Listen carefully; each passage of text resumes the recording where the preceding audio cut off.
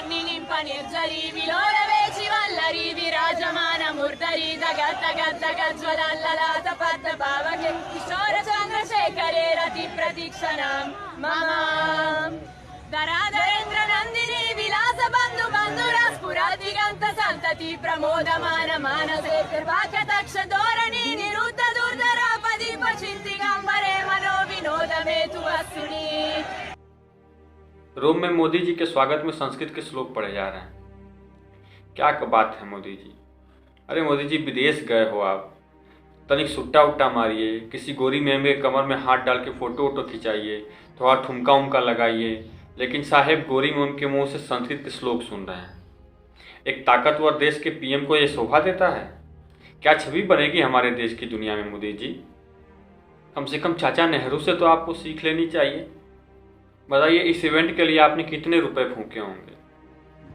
देश में इतनी महंगाई है, पेट्रोल डीजल के दाम बढ़ गए हैं और आप इन एक छोटे छोटे इवेंट के लिए करोड़ों रुपए फूक के आप रोम इटली की विदेश यात्रा कर रहे हैं। शोभा देता है आपको? इतने पैसों में तो सैफई में आधा दर्जन सैफई महोत्सव हो गए होते।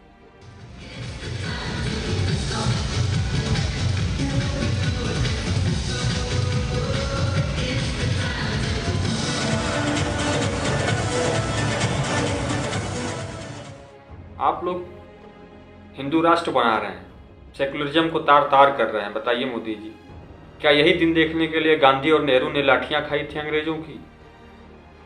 कितने जतन से गांधी और नेहरू ने सेकुलरिज्म का पौधा पाला था इस देश में, और आज़ादी के बाद से लगातार खून और पसीने से इस सेकुलरिज्म के पौधे को सींचते आए हैं लोग। खैर मुझे लगता है कि ज़्यादा खून ही लगा है, पर आप संघियों की वजह से गांधी और नेहरू के सपनों का भारत खोते जा रहा है। आज सेकुलरिज्म के पेड़ पे भाईचारे और गंगा जमुनी तहजीब के फूल मुरझा गए हैं मोदी जी। क्या यही इस देश का सेकुलरिज्म और यही इस देश का संविधान और न्याय है कि भारत के लौंडे पाकिस्तान की जीत पे भारत के युवा भारत के भविष्य से खुशियाँ नहीं मना सकते? कुछ मासूम भटके हुए नौजवान पटाखे नहीं छोड़ सकते? कैसा समाज बना रहे हैं आप लोग? जबकि हमारे देश के बेबुद्धिजीवियों ने ये साबित कर दिया कि वो पटाखे पाकिस्तान की जीत के नहीं बल्कि करवा चौथ के थे।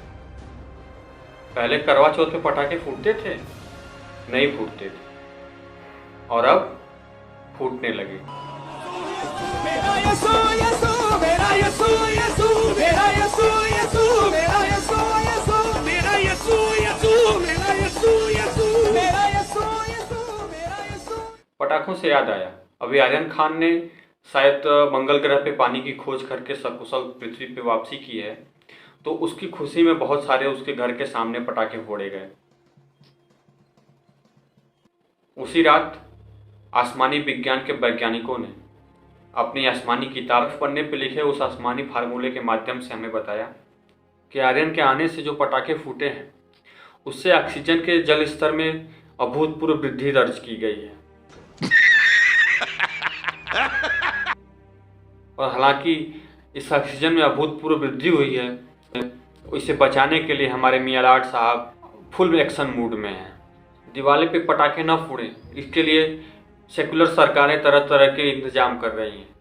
पर्यावरण के दुश्मन हिंदुओं को रोकने के लिए कि वो हिंदू पटाखे छोड़ के दिवाली के रात कहीं पर्यावरण को अधिक से अधिक नुकसान न पहुंचाएं, इसके लिए एक समाज सेविका जिनका नाम है श्री श्री रोशनी अली, और काफ़ी ये बुद्धिजीवी मानी जाती हैं, इन्होंने पश्चिम बंगाल कोर्ट में PIL डाली, जिस पे उन्होंने मांग की है कि पटाखों पे दिवाली के दिन पूरी तरह से बैन किया जाए।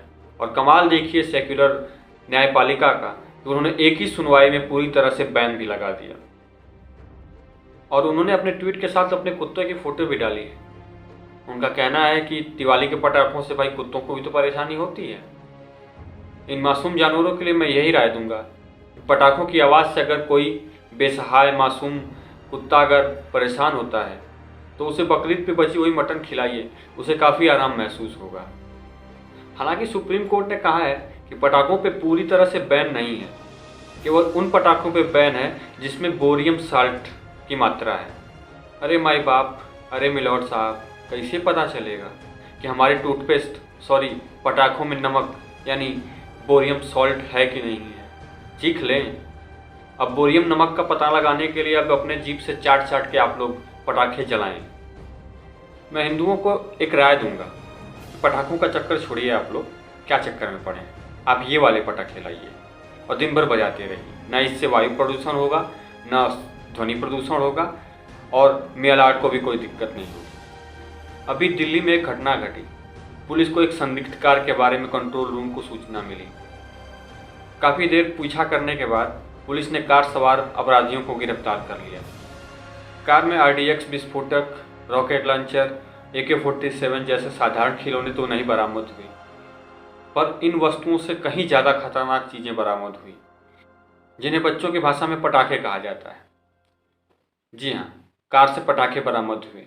घटनास्थल से बेहद ही खतरनाक घातक फुलझड़ी बरामद हुई, अनार और कुछ चुटपुट वाली चटाइयाँ बरामद हुई, कुछ रॉकेट और कुछ बुलेट भी बरामद हुई और बच्चों वाले बम और बंदूकें भी बरामद हुई। पटाखे लेकर भागते इन दुर्दांत अपराधियों से पुलिस की मुठभेड़ हुई, लेकिन अंधेरे का फायदा लेकर ये दुर्दांत अपराधी फरार हो गए। लेकिन पुलिस ने बहुत बड़ी दुर्घटना होने से बचा लिया और सारे खतरनाक पटाखे बरामद कर लिए। मैं फेसबुक भड़वा मित्र मंडल की तरफ से इन बहादुर पुलिसकर्मियों को आउट ऑफ टर्न प्रमोशन की मांग करता हूँ। कितने जाबाज सिपाही हैं और कितनी न्यायप्रिय न्यायपालिका है। मैं इनके कर्तव्य को और कर्तव्य परायणता को 1.25 किलो नमन करता हूँ। खैर, पाकिस्तान की जीत पे भारत के मासूम युवाओं ने पटाखे छोड़े पाकिस्तान की खुशी में। क्या भारत का मासूम अल्पसंख्यक पटाखे भी नहीं छोड़ सकता? क्या उसे इतना अधिकार नहीं है? कभी भारत के संसाधनों पे अल्पसंख्यकों का पहला हक हुआ करता था और अब ऐसी फासिस्ट सरकार है कि उसे पटाखे तक छोड़ने की छूट नहीं है। यूपी में एक योगी जी हैं, उन्होंने कई सारे पटाखे छोड़ के खुशी मनाने वालों को जेल में बंद कर दिया है। ऐसे कैसे चलेगा भाई? ये तो घनी इंटॉलरेंस है। ये तो संविधान भी एकदम खतरे में है ब्रो, और लोकतंत्र तो खतरे में 2014 से है ही है ब्रो।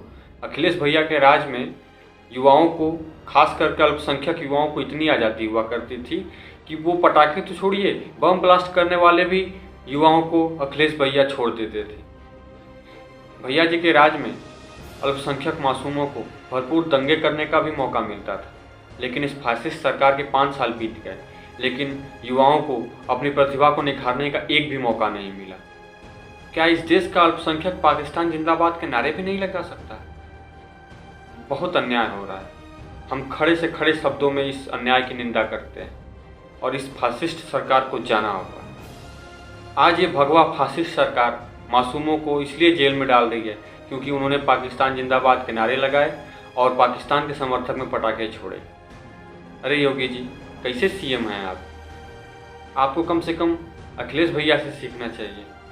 सन 2007 में फैजाबाद, लखनऊ, वाराणसी में सिलसिलेवार बम धमाके हुए थे और इनमें बंद सभी आतंकवादी आतंकवादी नहीं थे, वो मासूम भटके हुए नौजवान थे।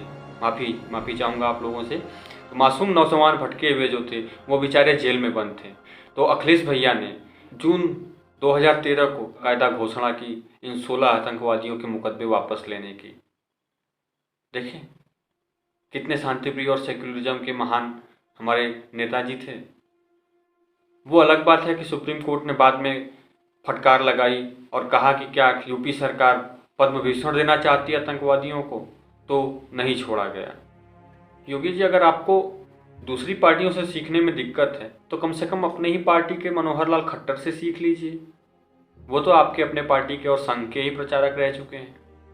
देखिए मनोहर लाल खट्टर जी ने सेकुलरिज्म का कितना अच्छा उदाहरण दिया है। गुड़गांव में मासूम अल्पसंख्यक सड़कों पे और पार्कों को घेर के नमाज पढ़ रहे थे और इसके विरोध में शांति के दुश्मन हिंदू आके विरोध करने लगे कि सड़कों पे और पार्कों में नमाज नहीं होनी चाहिए। और फिर सेकुलरिज्म को बचाने के लिए मनोहर लाल खट्टर की पुलिस ने 30 महिलाओं को गिरफ्तार कर लिया और बाकायदा 500 पुलिस वालों को लगा के मासूम अमन पसंद मुस्लिम भाइयों को नमाज पढ़ने की पूरी छूट दी। सेकुलरिज्म ऐसे बचाया जाता है योगी जी। त्रिपुरा में कुछ भगवा आतंकवादियों ने इकट्ठा होकर एक जुलूस निकाला और उसमें नारे ऐसे ऐसे लगाए, ये देख के मेरा कलेजा फट गया। मोहम्मद तेरे बाप का नाम, मोहम्मद तेरे बाप का नाम। कि देश में कितनी असहिष्णुता बढ़ गई है। और ये देखते हुए हमारे कांग्रेस के 50 साल के युवा नेता ने ट्वीट किया कि जो हमारे मासूम मुस्लिम भाइयों पे हमला कर रहे हैं ये हिंदू नहीं हो सकते, ये ढोंगी हैं। अब आप लोग पूछेंगे कि बांग्लादेश और कश्मीर में भी तो हिंदुओं की हत्या हुई, उस समय क्यों नहीं ट्वीट किए? आप लोग गलत सोच रहे हैं। उस समय हमारे युवा नेता पोगो या छोटा भीम देखने में व्यस्त रहे होंगे, उनके पास से सूचना नहीं पहुंची होगी। कैसी बात करते हैं आप लोग? या फिर राहुल गांधी को इतना भरोसा था कि हमारे शांति प्रिय मुस्लिम भाई कश्मीर में और बांग्लादेश में बहुसंख्यक हैं, तो ये शांति प्रिय समुदाय है, तो ये हिंदुओं पे हमला तो कर ही नहीं सकता, इसलिए इस बारे में उन्होंने सोचा ही नहीं होगा।